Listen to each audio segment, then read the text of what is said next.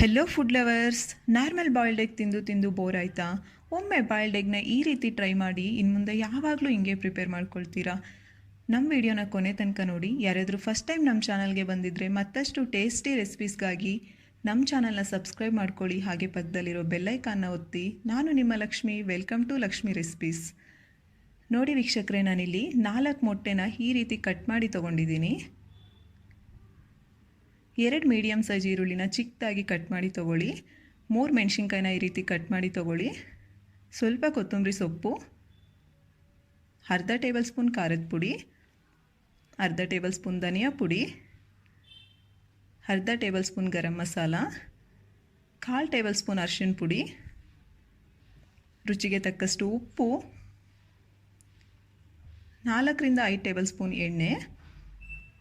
Okay ವೀಕ್ಷಕರೇ, ಇವಾಗ ತಯಾರಿ ವಿಧಾನ ನೋಡೋಣ. ಮೊದಲು ಸ್ಟವ್ ಆನ್ ಮಾಡಿ ಅದಕ್ಕೆ ಬಾಣಲಿ ಇಟ್ಟು ಎಣ್ಣೆ ಹಾಕ್ಕೊಳ್ಳಿ.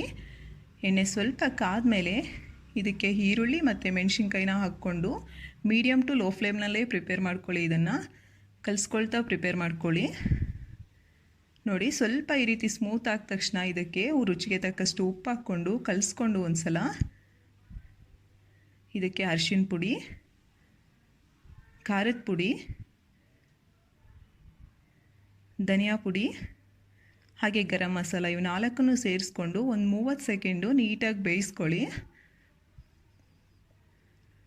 ನೋಡಿ, ಈ ರೀತಿ ಕಲಿಸ್ತಾನೇ ಇರಬೇಕು. ಇದನ್ನು ರೆಸ್ಟ್ ಕೊಡಬೇಡಿ, ಇಲ್ಲಾಂದರೆ ಸೀದೋಗೋದು, ತಳ ಅಂಟೋದು ಹಂಗೆ ಆಗಿಬಿಡುತ್ತೆ. 30 ಸೆಕೆಂಡ್ ಆದಮೇಲೆ ಕೊತ್ತಂಬರಿ ಸೊಪ್ಪು ಹಾಕ್ಕೊಳ್ಳಿ.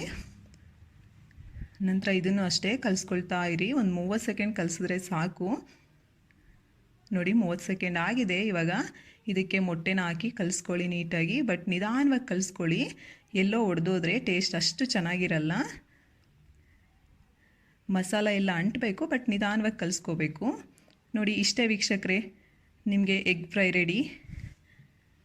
ಈ ವಿಡಿಯೋ ಇಷ್ಟ ಆದರೆ ಲೈಕ್ ಮಾಡಿ. ಈ ವಿಡಿಯೋ ಹೆಂಗಿದೆ ಅಂತ ಕಾಮೆಂಟ್ ಮಾಡಿ. ನಮ್ಮ ಚಾನಲ್ನ ಸಬ್ಸ್ಕ್ರೈಬ್ ಮಾಡಿ ನಮಗೆ ಸಪೋರ್ಟ್ ಮಾಡಿ. ಈ ವಿಡಿಯೋನ ಆದಷ್ಟು ಜನಕ್ಕೆ ಶೇರ್ ಮಾಡಿ. Thank you for watching.